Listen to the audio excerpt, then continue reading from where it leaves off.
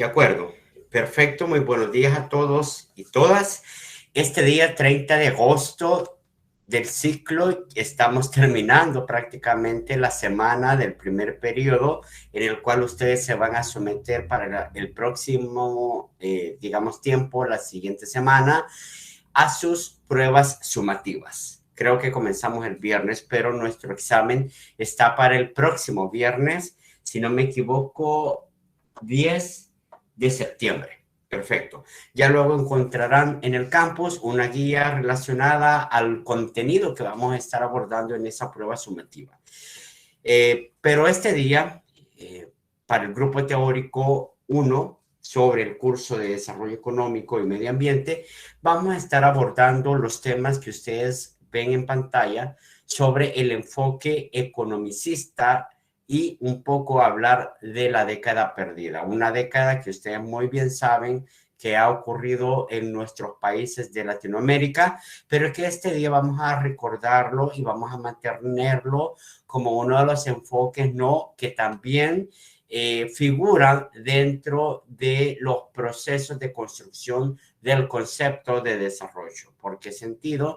Hemos visto diferentes enfoques. Bueno, el anterior a este que estuvimos analizando en la semana que pasó fue sobre el enfoque ambientalista, un poco de la década de los 70, decíamos, con la Conferencia de Naciones Unidas de Estocolmo, que es 72, y pues que vamos evolucionando hasta llegar a la Conferencia de Río de 1992. Al respecto, después de suscitar y explicar un poco sobre la década perdida de los años 80 a 90, entonces estaría habilitando quizás un espacio entre ese periodo para que ustedes me respondan según lo que han leído. Recuérdense que tienen una lectura muy buena, muy bonita la lectura, bastante comprensible y digamos en línea cronológica. Una de las lecturas que se estaba queriendo leer, digo queriendo leer porque no sé si al final lo han leído todos, pero la semana anterior teníamos una lectura muy acorde al tema y dijimos que en ese momento íbamos a estar abordando la interpretación que ustedes le dan y cuáles son los puntos más importantes. Entonces lo vamos a rescatar para esta clase. Cuando empecemos a ver el enfoque de las capacidades y desarrollo humano, daré pauta también para que ustedes en menos de 5 o 10 minutos puedan discutir, ¿verdad?, sobre esta nueva forma de cumbre que se da para 1992, conocida como Cumbre de Río o también como Cumbre de la Tierra. ¿Se recuerdan la de Estocolmo? Dijimos que era la primera cumbre para la Tierra, pero esa fue una prefigura a la que después conoceríamos en Río como textualmente, ¿no?, literalmente Cumbre de la Tierra, ¿verdad? Eso es un poco, y espero que hayan podido localizar algunos de los elementos claves de esta cumbre para poder estar conversando. Luego tendríamos que ver el contenido 2.3 sobre la teoría del postdesarrollo. Esto es más de una crítica a la concepción misma que se está teniendo del desarrollo. Y para finalizar con el 2.3.1 sobre codesarrollo, que sería una palabra compuesta a la luz de una perspectiva de desarrollo desde la migración. Es decir, cómo vamos a vincular todos los esfuerzos de los compatriotas que están fuera del país en una sola dimensión de cooperación que genere un proceso de co-desarrollo, no un co-desarrollo desde el exterior, pero con una filosofía endógena desde el interior de los países. Este es un poco de lo que estaríamos hablando, pero me atrevería a decir que por el tiempo disponible y con varios de los elementos que queremos abordar en esta clase, los últimos 2 puntos, a partir del 2.3, lo estaríamos quizás abordando en la segunda sesión de esta semana. Y con esto culminaríamos la segunda unidad del primer periodo. Creo que es bastante completo, por eso yo les decía en su momento cuando no tuvimos la oportunidad de verles de manera sincrónica, que no se preocuparan que en cuanto al contenido y tiempo estábamos bastante muy bien avanzados. Así que sin más preámbulo, doy paso. Perdón que no tengo la diapositiva a la mano, solo la estaba viendo en pantalla, pero ahora sí le voy a dar clic. Doy paso a la década perdida perdón, acá está, la década perdida de los años 80. Como ustedes saben, tengo habilitado el chat y obviamente también pueden ustedes habilitar el micrófono para que me intervengan en cualquier momento de la clase. La década perdida, bueno, que se remonta obviamente a los años 80, se nombró así, ustedes muy bien saben por qué. Y es por la falta de dinero que se da en ese momento que impide pagar una deuda externa que los países de América Latina estaban acrecentando. Llegó hasta el grado de crecimiento que provocó un periodo de altos déficits fiscales también. Entonces se conjuga, pero hay que tener en cuenta que para llegar a esta década hubo un precedente y un precedente que marca también un hito importante tanto a nivel de economía internacional como a nivel de economía de América Latina. Y es la depresión económica que surge en la década de los 70 y bueno, esto ya sabemos, ¿no? Que se da por varios factores. Uno de ellos fue el exceso de ahorro, digámoslo de esta manera. Pónganle, digamos, pensamiento a esto. El exceso de ahorro de los países exportadores, especialmente de los países petroleros, que pusieron su dinero a oferta, ¿no? A ofrecerlo al mercado internacional con bajos intereses, obviamente en los países de América Latina, que obligaron en cierta medida a crear este círculo vicioso de endeudamiento y luego que se arma en un círculo de endeudamiento de forma muy acelerada. Primer punto, ¿no? 1970, acá se los coloco, muchos bancos internacionales encontraron sus bóvedas repletas de petrodólares. Ese es por el manejo que había tenido de incremento en los ingresos para aquellos países, sobre todo miembros de la OPEP, ¿no? Petrodólares, pero ¿qué hacían con estos petrodólares? Bueno, como el comercio, ¿no? El banco, hacerlos funcionar y ganar más activos. Entonces, una forma de hacerlo funcionar es prestarlo. Entonces, los países de América Latina tuvieron esta modalidad de dinero o liquidez rápido y recuérdese que estamos con el concepto también de aquella idea de crecimiento económico a través de la industrialización. Entonces, como ya lo hemos hablado en otras clases, era el momento propicio como para poder también tomar esta oportunidad, podríamos decir entre comillas, ¿no? Oportunidad para poder sumarnos a la aceleración que se tenía en ese momento de procesos de industrialización. Entonces, veámoslo de esta manera, hubo el exceso, perdón, de ahorro y por lo tanto nuestros países se endeudaron, en pocas palabras, ¿no? Hay que recordar también que en esta época, 1970, 1978, si no me equivoco, la deuda total de América Latina se había duplicado, ¿no? O sea, imagínense, en un periodo muy corto, en donde se empezaron a endeudar los países, ya se había duplicado a medida que transcurría el tiempo. ¿Y se duplicó en qué medida? Bueno, en comparación del Producto Interno Bruto, ¿no? Esto obviamente activó alarmas, sonó la alarma,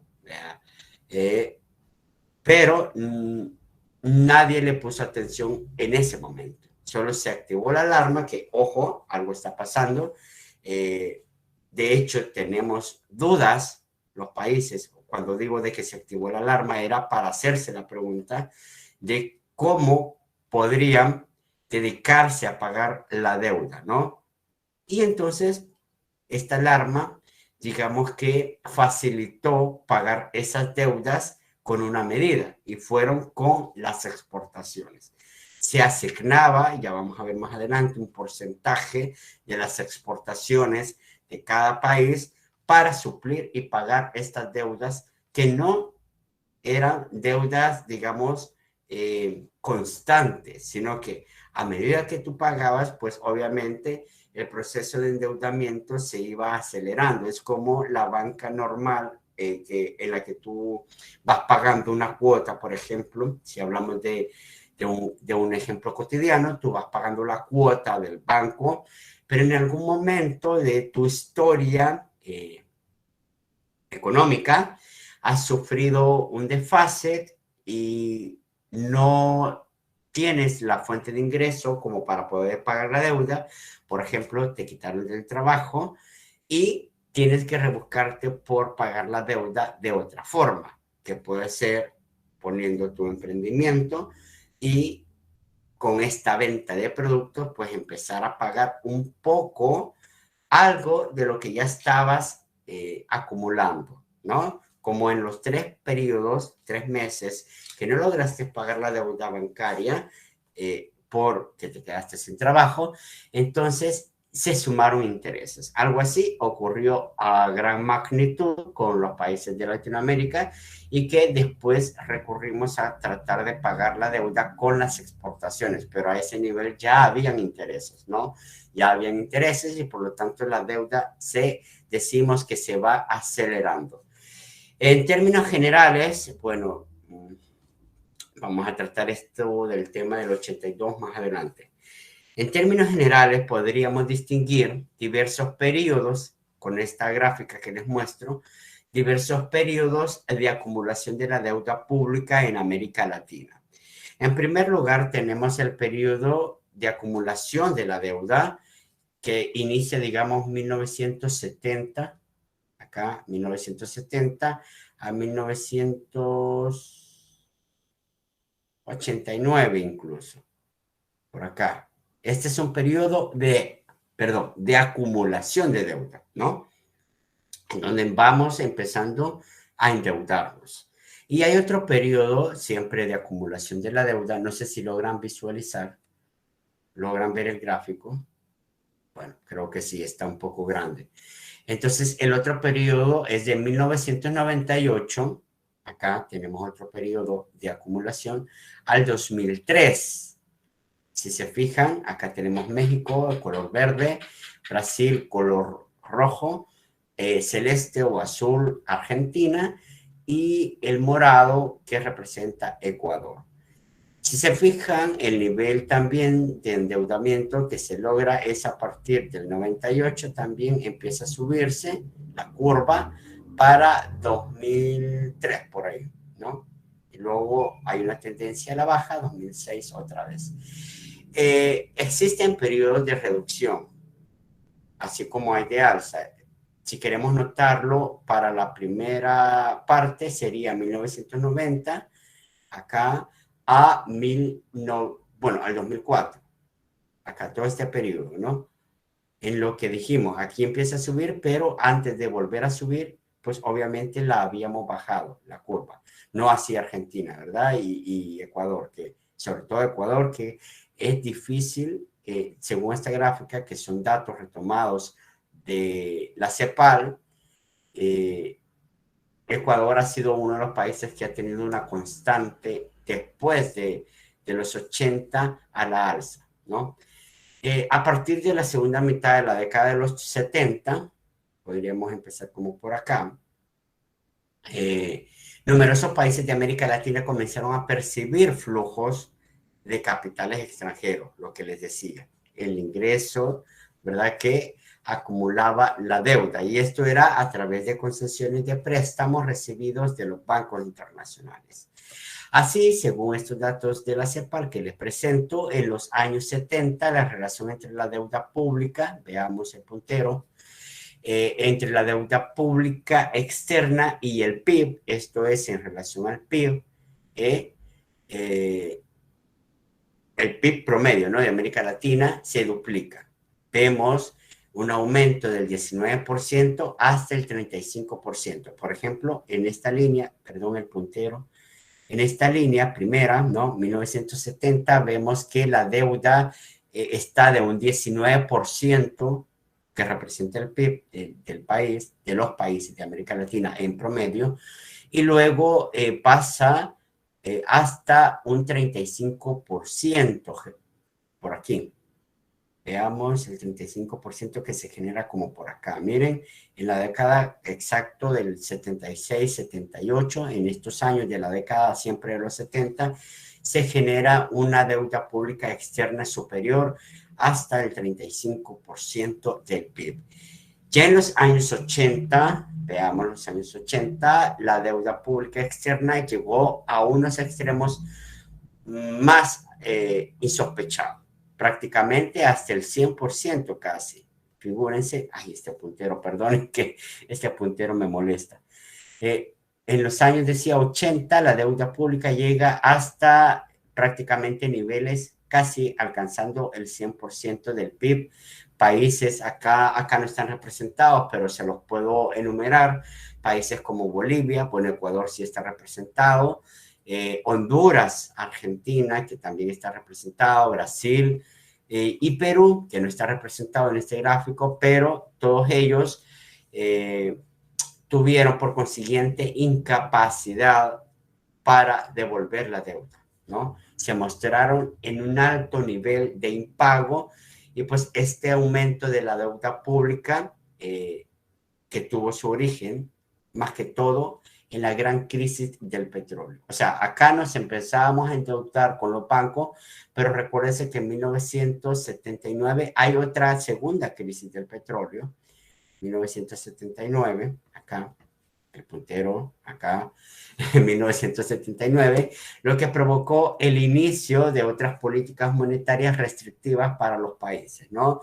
Tras el aumento de los precios en los países desarrollados. De modo que en América Latina hubo consecuencias muy negativas derivadas de ese aumento del tipo de interés internacional. Es decir, los bancos se vieron obligados a subir también para paliar sus crisis financieras y económicas, el aumento de las tasas, ¿no?, de interés. Entonces, de modo que América Latina, su consecuencia negativa se derivó de ese aumento de los tipos de interés internacionales y del descenso de la demanda de productos para la exportación. Recuérdense, estábamos en el auge de los productos o los commodities, podríamos decir, y fue además en esta década tan negativa de los 80 también, ya pasamos a los 80, en donde tuvo lugar la coincidencia fatal de un escaso crecimiento. Es decir, por la deuda se nos imposibilitó crecer económicamente y las depreciaciones de las monedas nacionales que coexistían, ¿no?, en un contexto económico dolarizado, vamos viendo ya procesos de dolarización, lo que contribuyó esto al aumento de mayores déficits fiscales, lo que les decía, ¿no? El cultivo o el caldo de cultivo para decir que la década de los 80 fue una década perdida, pues obviamente ha sido todo este proceso que les estoy explicando a partir de los 70, después de la crisis del petróleo de 1979, mayores déficits fiscales, insolvencia para pagar la deuda pública, etcétera, etcétera. Un caldo de cultivo que, como era de prever, muchos países llegaron a la suspensión de pagos en esta década de los 80. O sea, suspensión. Estoy diciendo no pueden pagar, pues, teniendo que destinar el pago de interés de la deuda, de pago de intereses, al equivalente del 36% de sus exportaciones. Es lo que le dije al principio, que al final nos dedicamos a pagar los intereses de la deuda a través de exportaciones. Y esto sumó en su momento el 36%. El doble, si lo queremos comparar, lástima que acá no tengo la gráfica, pero si quisiéramos comparar con las formas de pago que se dan en la década de los 50, que también hay deuda, pero es una deuda mínima, prácticamente para los años 80 pagar hasta el 36% del PIB, perdón, de las exportaciones sobre tasas de interés de la deuda adquirida, representó el doble que lo que se pagaba para los años 50. En el 82, fíjense, en el 82, si se fijan, México, ¿no? La línea verde. México es el que repunta la deuda, 82, y a partir de este año se puede decir de que la crisis de la deuda es iniciada por México, ¿no? Luego son los otros países de América Latina sin hacer frente al pago de esta deuda debido a esas tasas altas de interés, pero ha sido México quien se declara en crisis, ¿no? Y empieza un mecanismo, digamos, de dominó. Pues si pudo México declararse en crisis y decir que es insostenible como para pagar la deuda, pues también los otros países manifiestan lo mismo y reflejan lo mismo, de acuerdo a lo que los datos arrojan, ¿no? Solo figúrense cómo se despunta después Argentina también. Entonces, este mismo año, 1980, 1982, 82 exactamente, se marca la transición del modelo de sustitución de importaciones hasta la aplicación del consenso de Washington. Recuérdense que esta sustitución de importaciones ya había sido platicada y, digamos, socializada de parte de la CEPAL para los años antes de los 80, incluso, pero que no se había puesto en práctica, sino que a la segunda mitad de la década de los 70, ¿no? Este modelo de sustitución de importaciones. Pero vemos que otra vez se replanta, ¿no? Y se ve la necesidad de crear una figura. Pero dijimos en su momento que esta figura cesa su voz, ¿no? Cepalina, la figura cepalina, cesa su voz y empiezan entonces a plantearse otras alternativas. Y esto es, digamos, una forma occidentalista de resolver las cosas. La aplicación del consenso de Washington. A partir de esto, sabemos que los países que aplicaron medidas estructurales, como por ejemplo la reducción de salarios, no sé si lo traigo acá. Bueno, no. Pero ya vamos a pasar a esto también. La reducción de salarios, cantidad de exportaciones, el gasto estatal que ustedes bien saben que se dio, el aumento de impuestos, todas estas medidas estructurales que se hicieron a recomendación de las instancias financieras internacionales, provocó también una cierta desestabilidad política para los países, ¿no? Ya en 1986, algunos países, obviamente, siguiendo el ejemplo de México, se declararon incapaces de pagar la deuda. Entonces ya Estados Unidos se le ocurrió la magnífica idea, ¿no?, de intervenir con dos planes. Tenemos el plan Brady y el plan Baker, ¿no? Estos dos planes, el plan Brady, por ejemplo, formulado como su nombre lo indica, por Nicolás Brady, quienes fuese secretario Brady en su momento, secretario de Estado, del Tesoro, perdón, de Estados Unidos para 1984. Esto en la época, situándolo, ¿no? En la época de Reagan y luego también secretario del Tesoro en la época de Bush. Entonces, con este plan, Brady, ¿no? Con este plan se propuso reducir la deuda, que es lo que quería, ¿no? Que es lo que se quería en ese momento, pero con una modalidad bastante dependiente otra vez de los bancos comerciales. Es decir, con este plan se propuso reducir la deuda pagándole a los bancos comerciales, formulando políticas financieras, y se decía que los estados debían de propiciar el ahorro interno, ¿no? Propiciar el ahorro interno, digamos, un poco para tener liquidez después y poder pagar. Pero había un plan, ¿no? Que era promover el retorno de capitales. Es decir, financiarte es como decir ahora, ¿no? Ahora lo conocemos como refinanciamiento de la deuda, ¿no? Se te suben los intereses, si pagas, vea, el monto adeudado, pero resulta que por cuota lo tenés que pagar otra vez bajo la lógica de que se suman más tiempo para pagar esa deuda que a corto plazo supuestamente ya la cancelaste.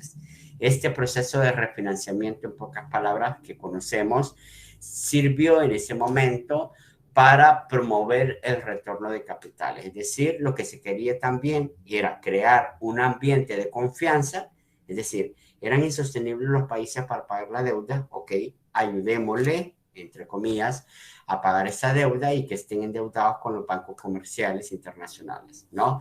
Y que lo que queríamos generar es que ya el país tiene esta confianza de que los países vuelven a estar pagando porque tienen liquidez, ¿no? Tienen capital. Y empiezan los inversores, digamos, a fijarse, ¿no? Los inversores tanto nacionales como extranjeros. Esta era la dinámica, era como el ideal que pretendía crear este ambiente de confianza y este fue el tratamiento al final que se hizo para ese periodo hacia la deuda externa. Al contemplar, por un lado, repito, la necesidad de reducirla debido a su pago íntegro, es decir, estaba pagado íntegramente y no necesariamente estaba al alcance de los deudores, es decir, era una solución externa, ¿verdad? Que estaba fuera del alcance de los deudores, pero el pago estaba íntegro con base a la recompra de la deuda, ¿no? Y cómo se hacía la recompra de la deuda, pues ahí lo tienen, numeral 1, como bajo la modalidad de emisión de bonos. Ese es uno de los ejemplos. Luego hay diferentes tipos de emisión de bonos, ¿no? Y que sirven para obtener esta deuda comprada, ¿verdad? Luego tenemos el plan Baker, que está para el periodo de 1987-1989, que se presenta este plan en la Asamblea del Fondo Monetario Internacional. ¿Y qué es lo que presenta este plan? Pues es un programa de asistencia a las naciones, obviamente naciones endeudadas, mediante la aportación de cuotas voluntarias de parte de los bancos internacionales, es decir, estar autofinanciando con la aportación voluntaria de estos bancos internacionales. El plan propuso ver el problema de la deuda como una dificultad no de falta de liquidez propiamente, como se planteaba en el primer plan, sino como un problema o una dificultad política, ¿no? Entonces proponen crear estrategias de ajustes para que se diera el crecimiento de las economías. Un poco la idea de ajustes, ¿no? Y esta fue la oportunidad de implementar una nueva doctrina económica, bueno, que ya la conocemos, ¿no? Que se denomina doctrina del neoliberalismo y que no se implementó en otros países, lastimosamente, sino que fue en América Latina, así como el conejillo de Indias, ¿no? Una oportunidad de implementar este modelo que se les ocurrió, ¿no? A través de los ajustes para acelerar el crecimiento económico y que se propuso a partir de este plan Baker 1987-1989, creado desde la presentación hecha en el Fondo Monetario Internacional. Maravillosa idea, ¿no? Y América Latina pues tuvo que ser este ejemplo para poder saber si esta nueva fase de reducir la deuda era una fase viable para nuestras realidades. Ya vimos que después que no, pues quedamos sumamente más endeudados y por eso la relación luego que se ve en la gráfica que presenté anteriormente. Si bien es cierto, se bajó en la época de los 90, pero esto fue gracias a estos planes, esta reestructuración que en corto plazo, pues obviamente sí tenían que dar resultados, pero no así un resultado a mediano, a largo plazo. Bueno, en finanzas largo plazo, ustedes saben que después de 5 años en adelante, corto plazo es de 12 meses, un año. Y mediano plazo se toma entre mayor a 12 meses y menor a 5 años. Ese es como el parámetro que se toma en finanzas, pero yo pudiese decir de que los resultados negativos, bueno, perdón, primero los positivos que estuvieron en los 90 fue de corto plazo. ¿Eh?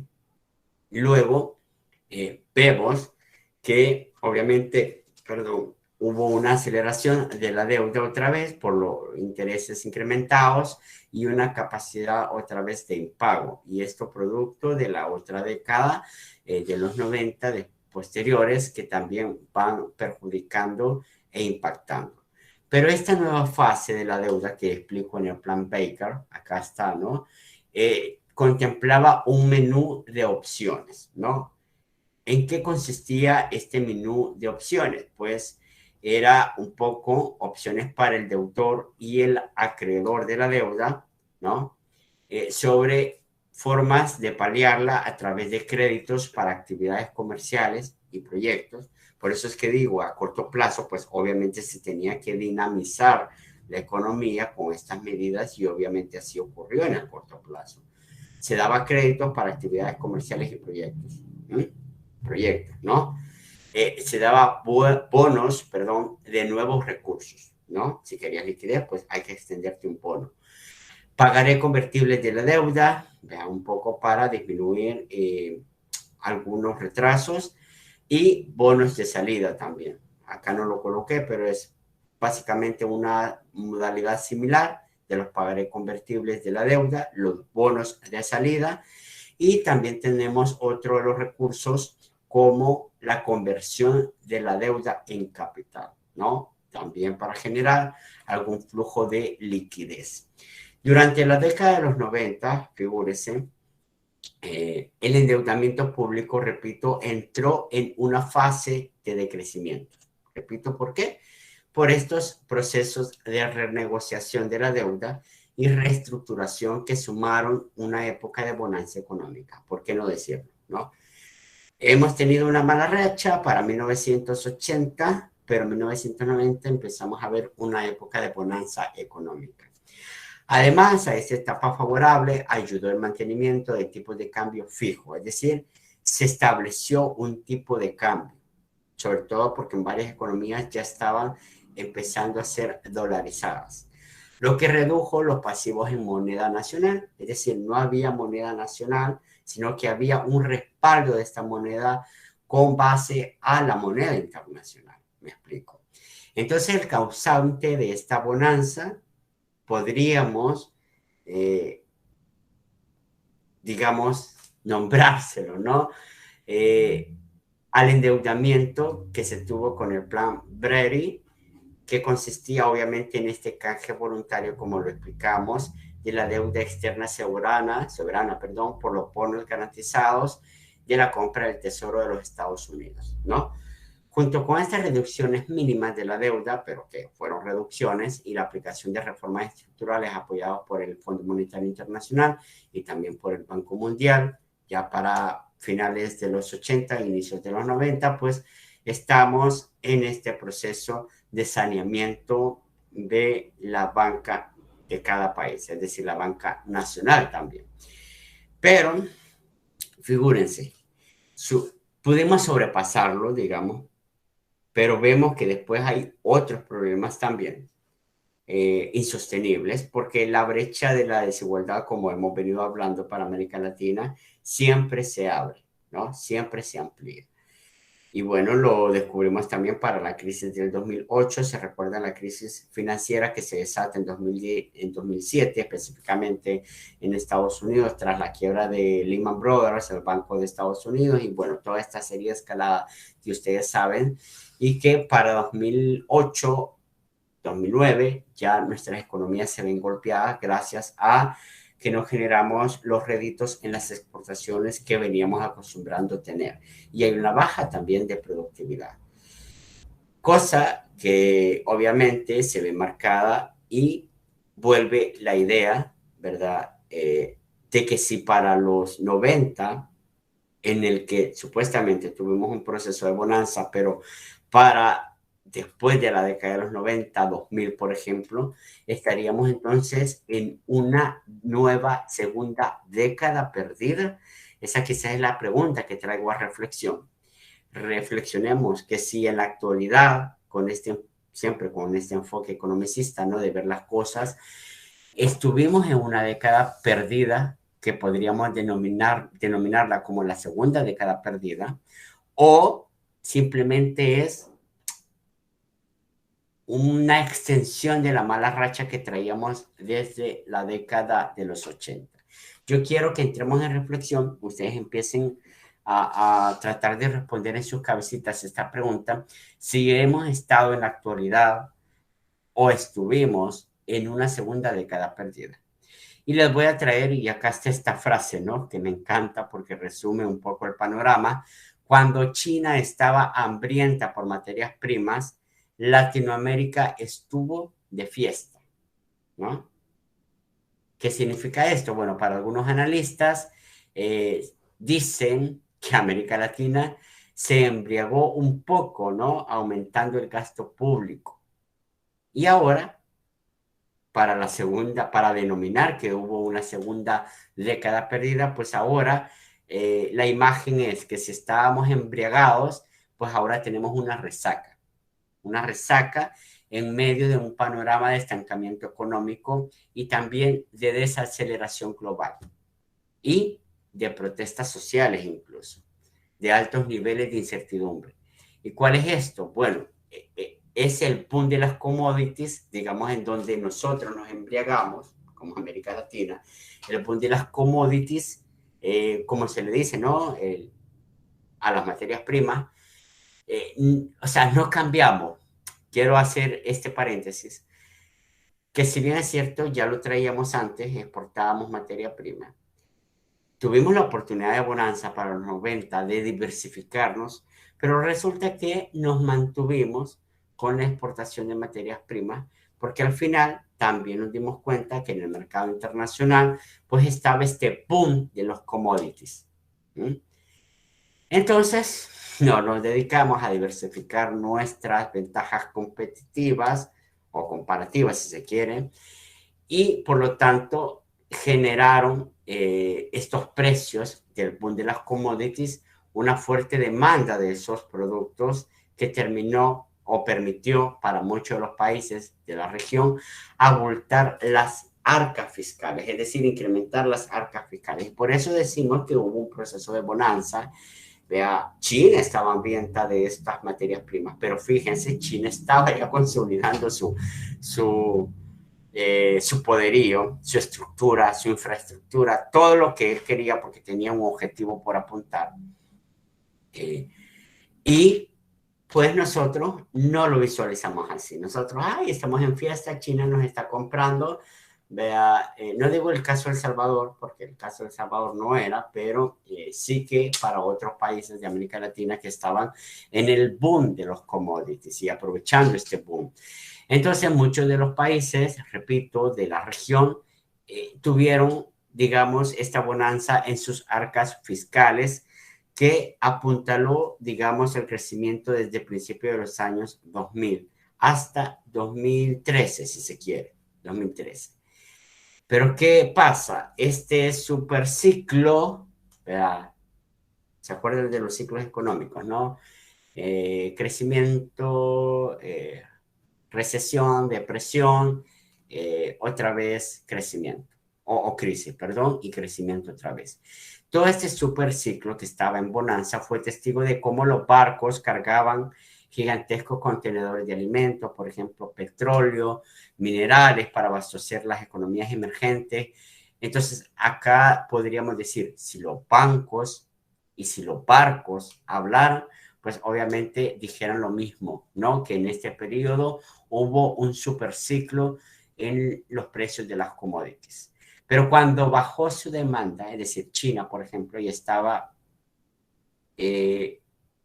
había creado su poderío y no necesitaba más sobre la oferta o de los productos primarios de América Latina, pues obviamente las consecuencias comenzaron a sentirse. Menor crecimiento económico para la región, mayor pobreza y, bueno, la desigualdad social.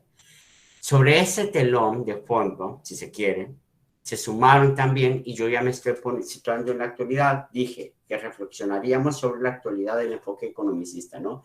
Sobre ese telón de fondo se sumaron que en el 2019 se da más fuerte la guerra comercial de Estados Unidos y China. Ustedes saben, ¿verdad? Se da esta guerra comercial que todavía no termina, está apuntalando cada vez que pasan los años. Quizás la hemos disfrazado por el tema de la pandemia, pero la desaceleración de la economía global también está en medio de esta ola eh, de, de, de guerra comercial, ¿no? Y está también la desaceleración económica global, producto de la economía, producto del COVID, perdón, en medio de otra ola de protestas que recordaron varios países de la región. Tenemos 2019 con cerrando protesta y luego tenemos 2020 con el duro, fuerte golpe de la pandemia. Entonces, todos estos elementos también son un caldo de cultivo que permiten decir si estamos aún sobre los rezagos del 2008 o estamos aún sobre, digamos, el estancamiento para podernos decir de que para América Latina hay una segunda ola de década perdida, ¿no? 2000, estoy hablando de los 2000 a 2013, esta década en que en algunos se vio la necesidad de aumentar las arcas, pero que esto mismo posibilitó ya para 2013, 14, 15, por ahí, en bajar este proceso y volvernos a resentir económicamente hablando. Y bueno, dicho sea de paso, el periodo del 2008 en el que también, repito, todo el sistema financiero económico mundial se vio debilitado. Tan duro fue el panorama también del año 2019, del año 2020, que ahora se dice, y así lo dicen los economistas, que se prevé para América Latina un nulo crecimiento. O sea, un nulo, estoy diciendo el 0% de crecimiento para América Latina. Esto según investigaciones de organismos como el Banco Mundial, el Fondo Monetario Internacional, incluso la Comisión Económica para América Latina, la CEPAL.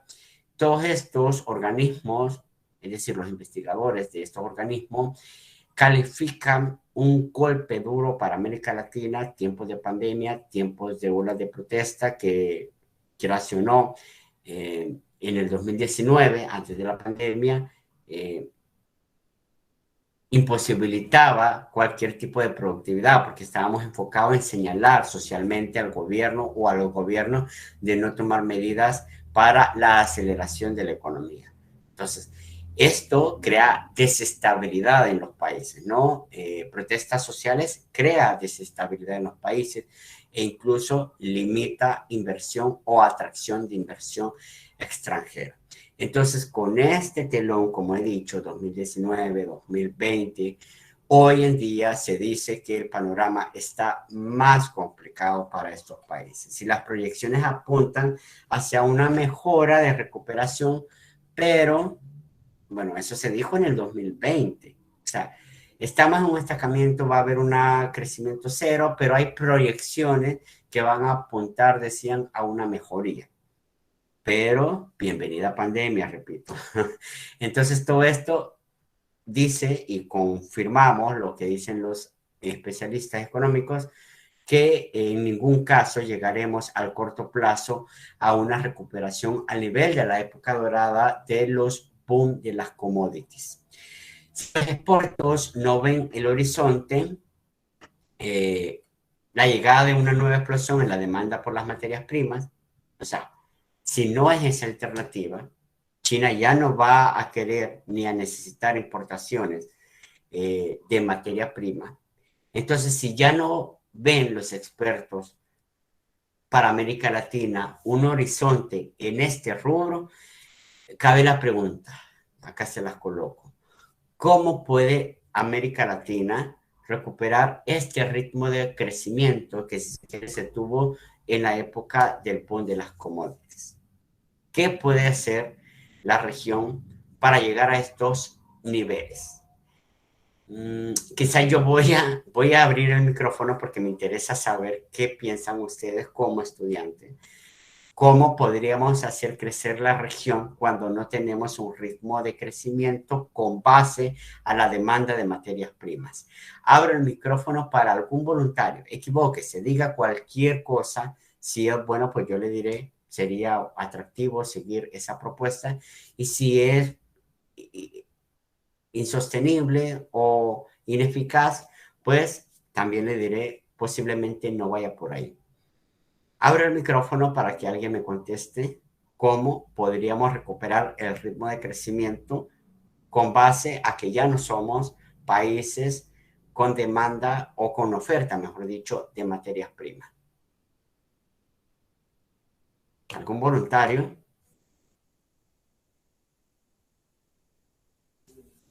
No es una pregunta complicada, o bueno, sí, es una pregunta complicada por el telón de fondo que he desdibujado, ¿no?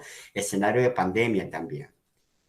Pero es aquí donde ustedes tienen que tener esta habilidad y capacidad de, por lo menos desde el punto internacionalista, incidir y proponer. ¿Ningún voluntario, chicos? Alguien levanta la mano. Veamos. Adelante, Hamilton. Buenos días. Y es que efectivamente creo que es una pregunta bastante compleja porque en el sentido de que bueno, creería que se requiere de una reestructuración eh, económica, Ujú. pero que a la vez lleva involucrado elementos sociales y elementos políticos. ¿En qué sentido? Y bueno, y me voy a basar en el caso de El Salvador porque suele ser o compartir características con Centroamérica, ¿no? En este sentido, por ejemplo, es bastante interesante ver cómo se está invirtiendo en infraestructura que al corto plazo, pues eso también genera confianza con inversionistas extranjeros, ¿sí? El invertir en las comunicaciones y en la infraestructura nacional, porque también se ha visto como en pausa estos megaproyectos a nivel de Latinoamérica debido a que pues representan nueva deuda, porque pues no se cuenta con el suficiente capital para invertir. En ese sentido, si bien es cierto, necesitamos hacer nuestro país atractivo a través de las comunicaciones, a través de crear nuevos espacios seguros, el detalle está en que cómo hacer que esta nueva inversión se quede en Latinoamérica. Por eso, desde ahí la etapa social, o sea, necesitamos de verdad una reconstrucción del tejido social que permita a la vez que temas como maras y pandillas, que es un ejemplo muy común en Centroamérica, no continúe afectando el tema de las inversiones en la región. Y si bien es cierto, usted mencionaba y hacía énfasis de que ya no somos un potencial agrícola hacia los demás, tal vez sí, de cierta forma, tecnificar nuestra agricultura, porque si bien es cierto, ya no tenemos ese atractivo para poder venderles a grandes potencias, sí necesitamos al menos llenar la demanda nacional. Y, es decir, hemos visto como incluso El Salvador viene comprando frijol sí, creo que es frijol o arroz, incluso hasta China. Entonces, entiendo esa relación de que ya no somos tan atractivos en el agro, pero que sí necesitamos al menos cubrir nuestra demanda. Entonces, tecnificar el agro, pues nos ahorraría también un tanto de dinero. Y bueno, lo otro quizás sería el tema de la educación, en el sentido de que necesitamos hacer o sea, si ya no vamos a vender el agro, ¿qué es lo que vamos a vender? Y para lograr vender necesitamos mínimo tecnificar a nuestra población para poder apostarle, creería yo, a nuevas tecnologías, a las nuevas tecnologías. Gracias. Perfecto. Me gusta, gracias, que ha hecho un poco el contraste y ha utilizado conceptos técnicos de los que venimos hablando en la clase Y me gusta bastante su enfoque cuando menciona que en efecto no somos países todavía productores de agricultura, pero que, o sea, productores sí, pero que no somos exportadores de la agricultura, cultivo, etcétera, etcétera, porque obviamente ya no es una materia prima para los demás países. De hecho, los demás países siempre han tenido, Estados Unidos siempre ha tenido esta lógica de subsidiar ese rubro, y pues obviamente los precios son competitivos y altamente no competitivos para nosotros, ¿no?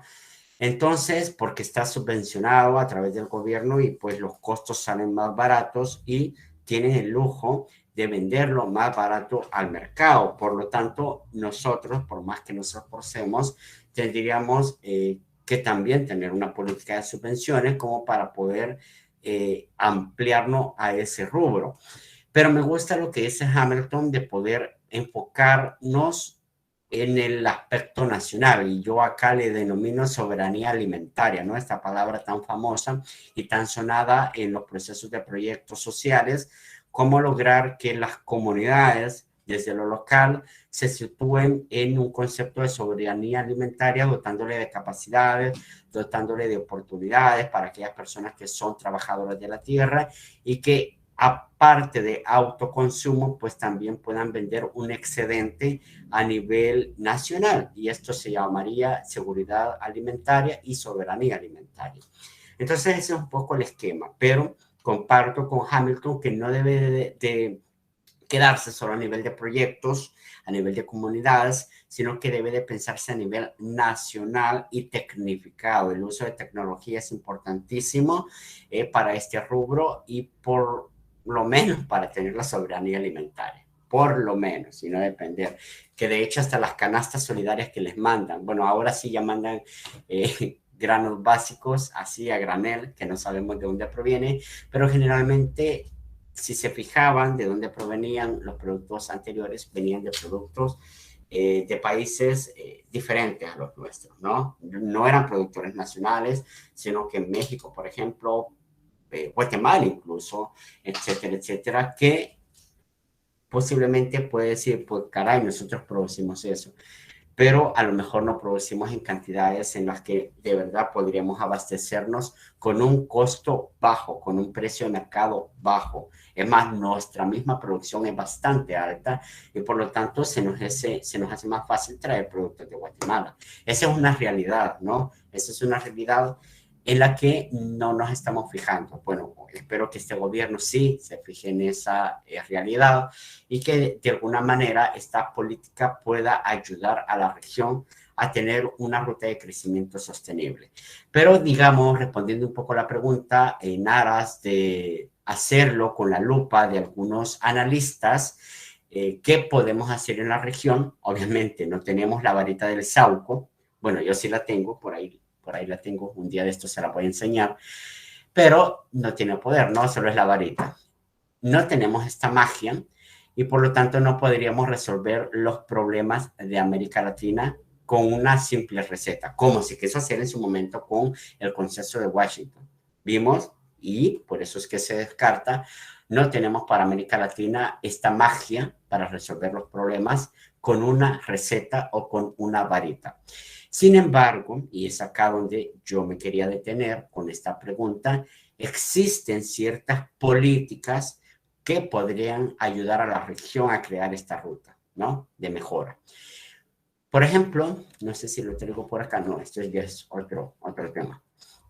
Por ejemplo, no se los coloqué, qué lástima, pero se los puedo decir. Decía en su momento, 2020, estoy hablando de la actualidad, se los voy a escribir porque a mí me cuesta en realidad pronunciar el nombre y posiblemente ustedes no me comprendan. Pero es un analista, Abhijit Surya, o Abhijit Surya, no sé cómo se pronuncia, ¿verdad? Es un nombre compuesto también. En su momento, 2020, este analista, que es un analista para América Latina del Centro de Investigaciones del The Economist Intelligence Unit, destaca algunas medidas que pueden, para América Latina, mejorar el escenario, ¿no? Este analista, Surya, dice que una de las primeras formas de mejora sería fortalecer las instituciones. No es desconocido, no es descabellado. De hecho, ya lo habíamos hablado en clases anteriores. Pero hoy más que nunca, 2020, es importantísimo reformar las instituciones. No solo de fortalecerlas, vaya, sino que de reformarlas para crear este clima de ambiente o de estabilidad, ¿verdad? No solo la política tiene credibilidad sin las personas y las empresas eh, no confían en las instituciones. Es decir, si queremos crear una política de credibilidad, las personas, las empresas, todos los inversionistas deben de confiar en las instituciones del Estado. Y como en la región los niveles de confianza están por el suelo, digo, en toda la región de América Latina, pues según este analista, sería el primer paso, ¿no? Sería el primer paso a seguir.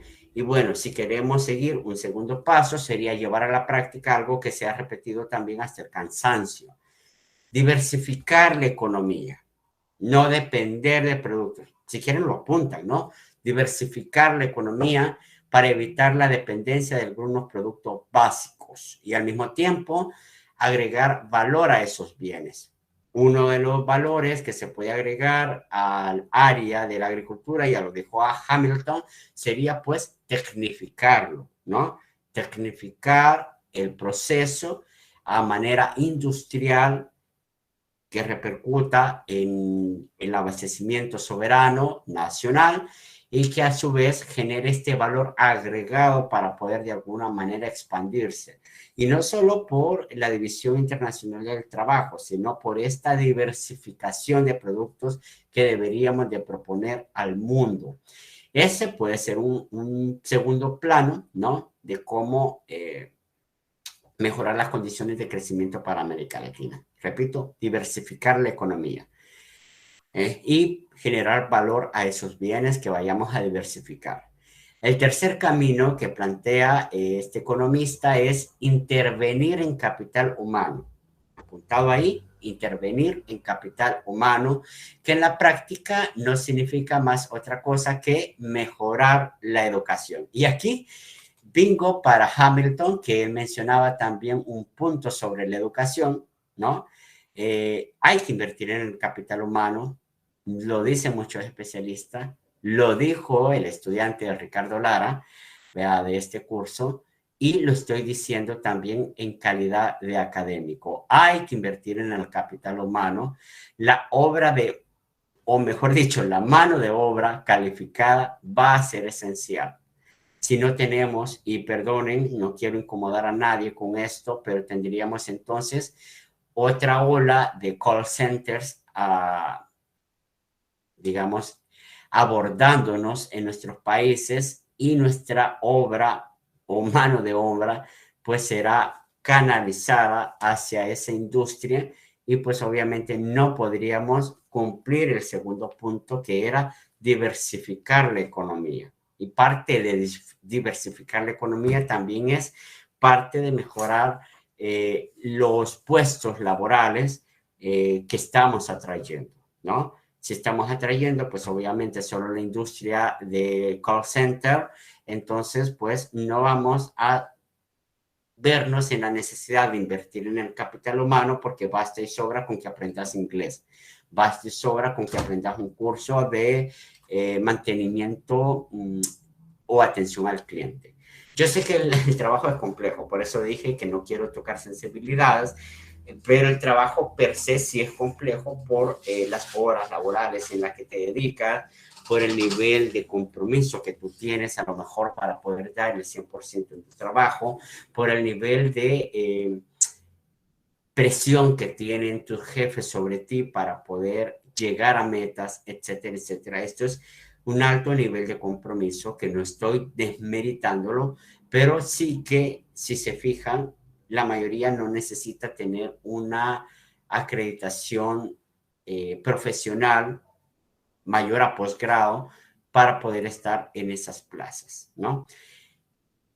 Y hay un buen número. digamos que esa la podríamos ver, esa área, como una de las formas para poder pasar el rato. Ustedes como estudiantes pueden definitivamente trabajar en ello para poder tener ingresos, pagarse eh, sus libertades, ¿no? Y pagarse también un poco la academia. Bueno, ahora la Universidad de El Salvador no se paga, pero en algún momento ustedes reciben cursos paralelos, pues se paga de ese dinero. Entonces, no es que esté mal, pero nos estancamos como gobierno también, como Ministerio de Educación, y decimos que invertir en capital humano, pues, ay, que venga otro gobierno, ay, que pasen 10 años, ay, que pasen 15 años, total, burros siempre van a haber, ¿no?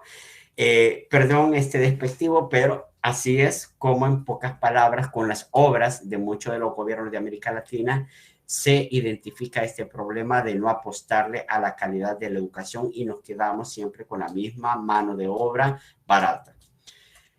Alguien me levantaba la mano, creo que estoy ahí. No, ok. Por último, el economista, aparte de todo esto, no estoy pasando la pantalla porque no se los traje apuntado, discúlpenme, solo los estoy diciendo para que ustedes lo apunten. Otra de las recomendaciones que nos trae el economista es una política fiscal prudente. Política fiscal prudente. ¿Qué quiere decir? Que para tener reservas fiscales, pues hay que ser prudente en nuestra gestión fiscal, ¿no? Cuando llegan las recesiones, pues obviamente podríamos ocupar de esas reservas fiscales. No gastar, es decir, si no, de lo contrario, estaríamos sujetos a ciclos perpetuos de auge y caída. Estaríamos jugando al caballito, ¿no? Que siempre jugamos. Tenemos ahorita, como dice mi abuelita, ¿no? Pan para hoy, hambre para mañana. Tenemos ahorita, entonces ya podemos gastar. Y mañana viene una caída internacional, no tenemos de dónde agarrar, no tenemos una reserva de dónde obtener al menos recursos fiscales para poderlos intervenir. Según esta hoja, digamos, de orientación que nos recomienda el economista, los países deberían priorizar inversión en infraestructura, el desarrollo de sectores como finanzas y sector de la tecnología, sin dejar de lado, obviamente, las políticas de enfrentamiento para mejorar el cambio climático, que eso lo vamos a ver ya en la unidad del cambio climático, pero sin duda alguna toda esta inversión en infraestructura, sectores de finanzas, sectores de tecnología, capital humano, tiene que estar también ligado a no dañar al medio ambiente y provocar mayor daño en los efectos del cambio climático. Bueno, estamos en la década perdida, sería la pregunta, ¿no? Conclusión o resumen. Claro, estamos en una década perdida desde que se acabó el boom de las commodities. Bueno, esto lo dice también para citar, ¿no? Autores que fortalezcan la idea que les estoy dando. Esto también lo dice Alberto Ramos, quien es el director o quien fuera el director general para América Latina del Banco de Inversiones y Servicios Financieros, Goldman Sachs, ¿no? Alberto Ramos pues nos dice, estamos sí en una década perdida desde que se acabó el boom de las commodities. ¿Sí? Eso lo dejo en su momento y yo lo retomo para mencionar que también con pandemia pues estamos en una década perdida. Eso prácticamente lo que yo les quería resumir de la década perdida, lo importante que hay que tener en cuenta que no hemos salido de esa década, pese a que fue un hito histórico para los 80, y ustedes lo encontrarán en los libros, en los documentos que vayan a leer en ese periodo, el déficit de la balanza de pagos muy inferiores, o muy superiores, mejor dicho, y muy inferior el ingreso para poder tener un ahorro. Cosas que no se dan, son nulas y que provocaron esa crisis. Sin embargo, hay que poner las barbas en remojo, también como dice mi abuelita, para saber qué rumbo vamos a seguir y si podemos aprovechar esta oportunidad, digámoslo de esta manera, para sentirlo de forma positiva, esta oportunidad del COVID para reestructurar la dinámica de crecimiento económico y obviamente de desarrollo social, ¿no? Es una forma de reestructurarla, ¿no? ¿Seguimos en la década perdida? Sí. ¿Nos vamos a quedar con los brazos cruzados? No. ¿Qué propuesta hay? Hamilton tiene la solución. ¿Qué otras soluciones?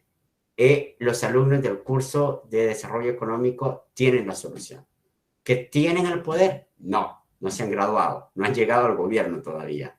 Pero que tienen la idea en sus cabecitas, sí.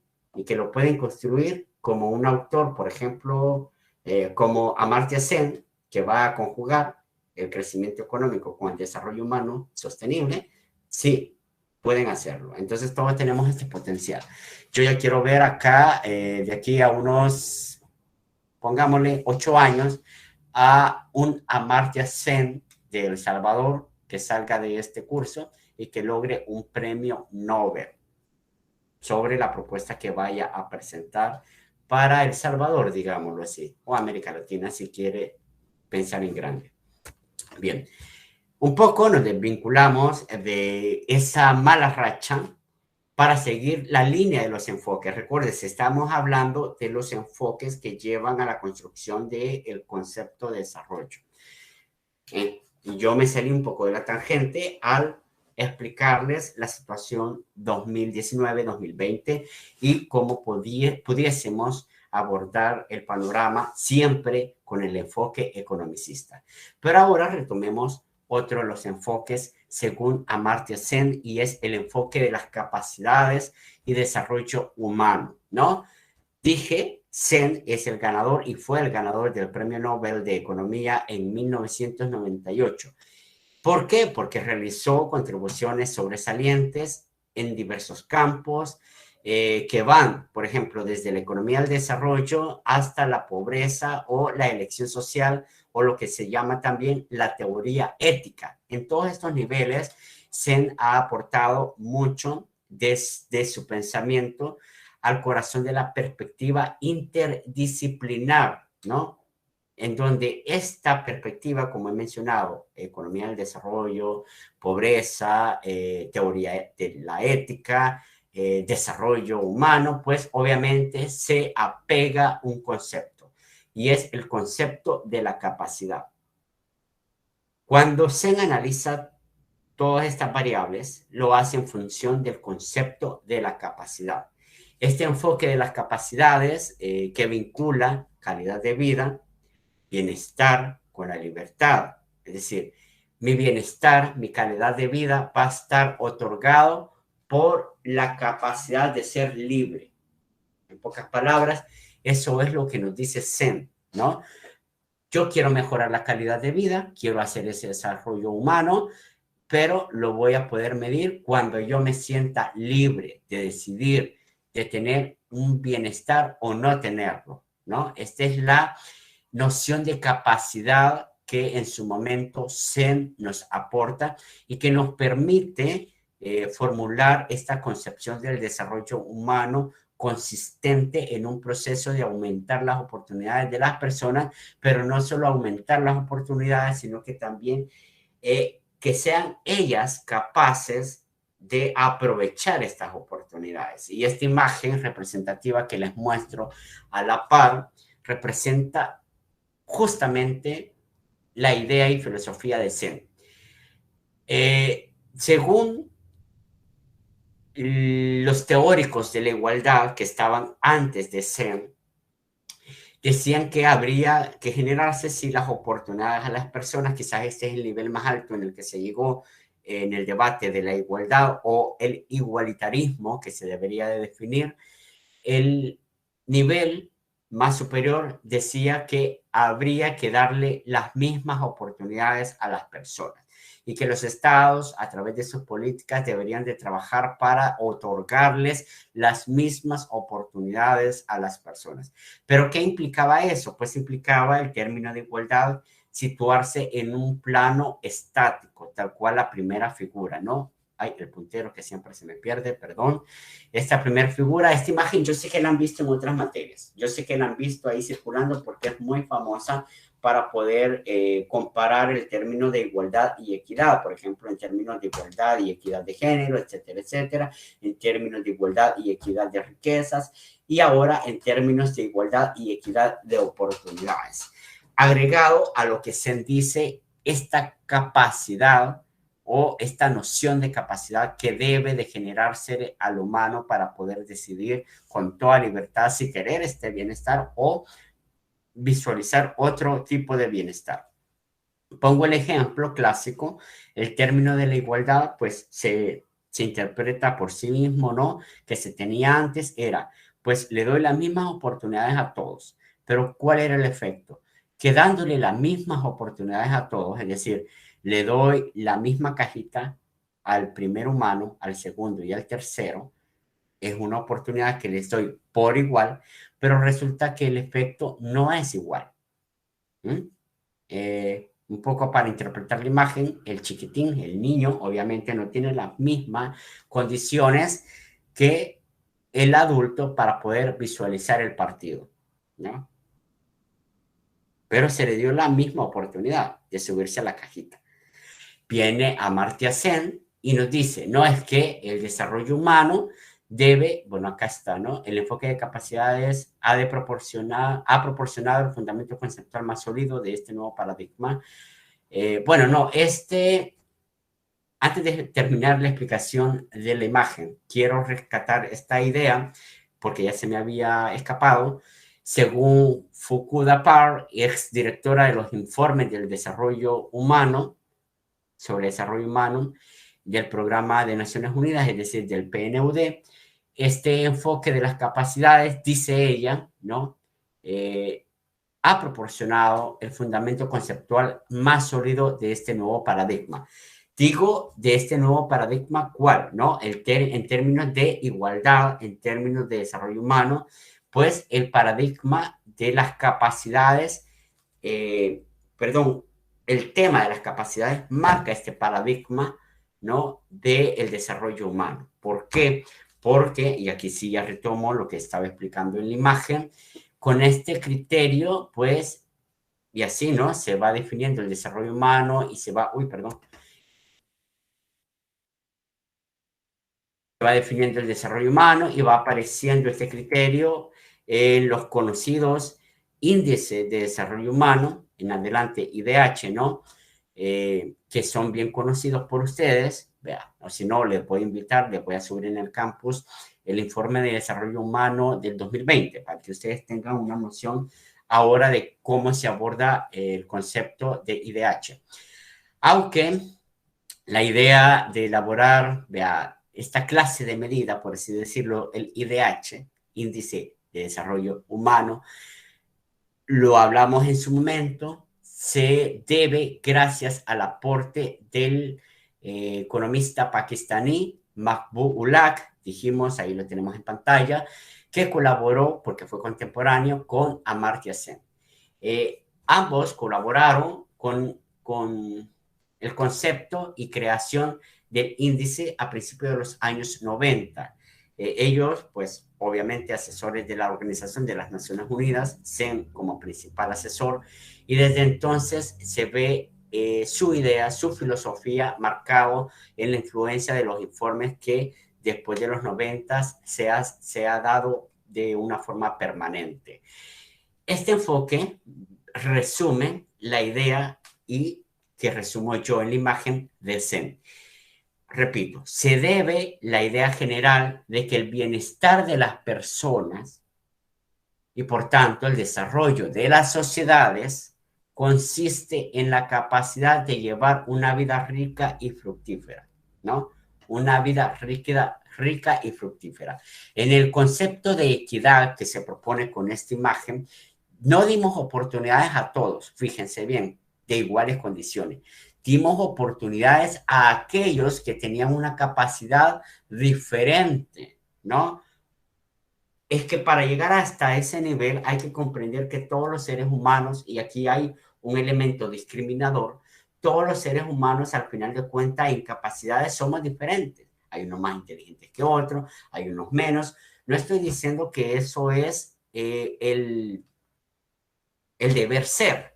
No, se puede cambiar a medida de que tú creas en las potencialidades de inteligencias, porque todos, hay otro estudio que contempla que todos los seres humanos tenemos el mismo potencial de razonamiento e inteligencia. Por lo tanto, si tenemos el mismo potencial de inteligencia y razonamiento, seríamos capaces de hacer lo mismo todos y todas, sin distinción. Pero resulta que nuestras condiciones sociales no lo permiten.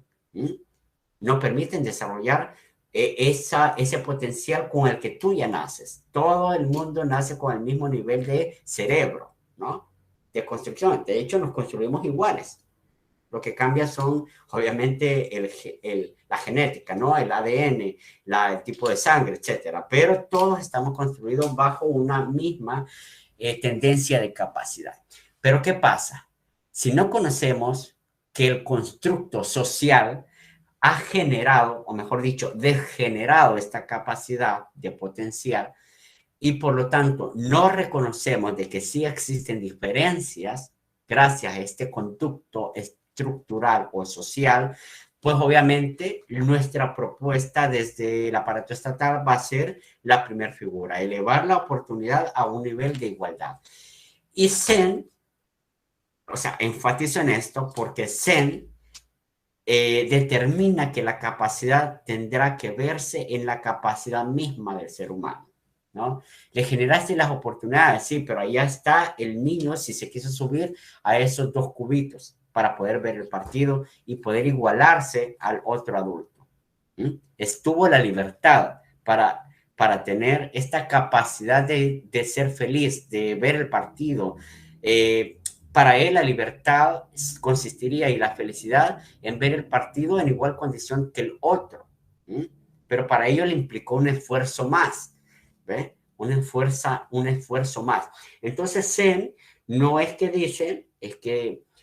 diga que todos somos felices y que deberíamos ser iguales. No, es que él dice que para llegar hasta esa felicidad deberíamos de expandir las capacidades personales, toda vez que se amplían las alternativas disponibles, obviamente, para que la gente viva en una vida plena. Esto lo dice en uno de sus informes, acá está, en el informe de 2004, leo textualmente, la verdadera riqueza de una nación está en su gente.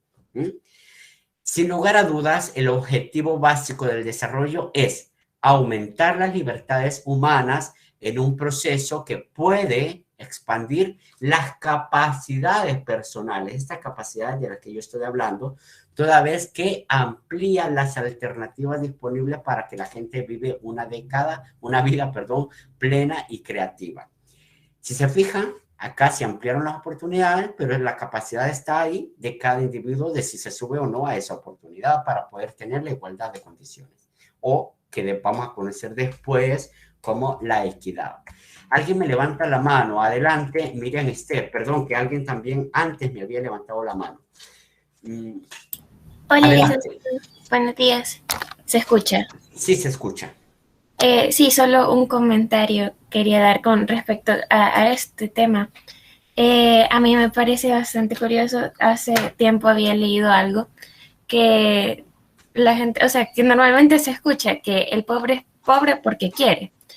Y el rico es rico porque se levanta a las 5 de la mañana, pero realmente los que se levantan mucho antes de las 5 de la mañana son la gente trabajadora que pues se va a trabajar todos los días desde las 4:30 de la mañana para llegar temprano a sus lugares de trabajo y aún así no son ricos y aquí está eso de que, o sea, realmente no es de dar las mismas oportunidades, sino que cada quien con respecto a su situación, a sus realidades, a sus capacidades.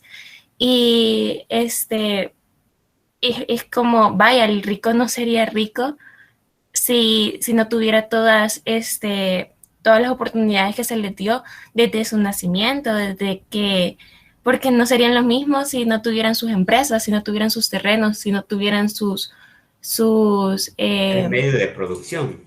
Exacto, ajá.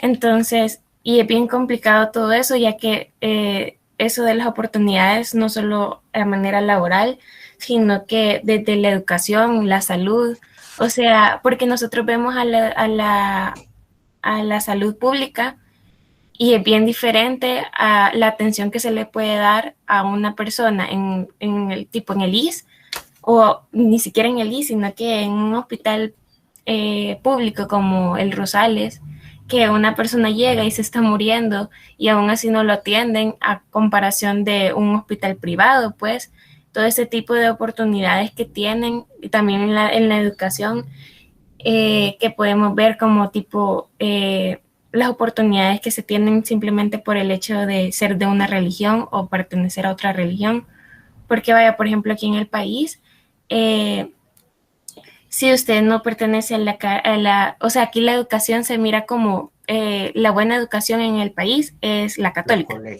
Los colegios católicos, exacto. Y si no está en un colegio católico, no tiene una buena educación, pues. Entonces, yo siento de que también todo eso está como bien implicado en toda esta situación y justamente solo quería dar esa opinión con este tema. Muchas gracias. Perfecto, usted tiene mucha razón, ¿verdad? En la frase que usted utiliza, ¿no? A que el madruga Dios le ayuda y pues al pobre es rico, perdón, al rico es rico porque nació rico. Entonces aquí está un poco esta dicotomía. Yo siempre entro en conflicto, debo de admitir. De hecho, cuando veo el sistema de capacidades que nos plantea SEM, pero también me pongo a pensar, este tema de las capacidades, si no hay oportunidades, pues obviamente no las puedo fortalecer. Y para que existan oportunidades, también deben de existir oportunidades en iguales condiciones. Entonces, si solo me enfoco en capacidades, estaría profundizando esta idea de que el pobre es pobre porque quiere. Las oportunidades ahí están, pero no las busca. Esa es un poco una forma egoísta, pero es permitida, fíjense bien. ¿Por qué? Porque ya Zen nos habla de las libertades individuales también. Entonces es permitida desde esta concepción, sí, el hecho de decir que cada uno debe de buscar su potencial de mejora y de crecimiento.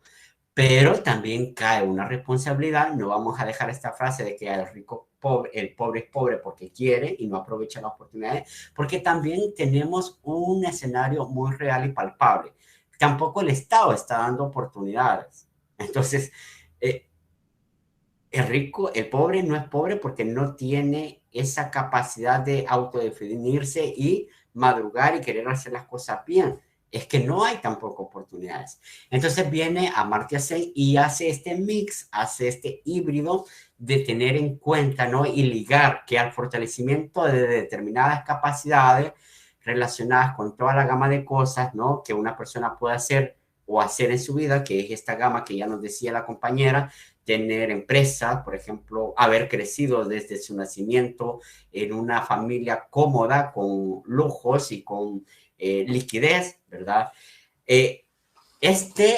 Sería un fin para algunas personas, ¿no?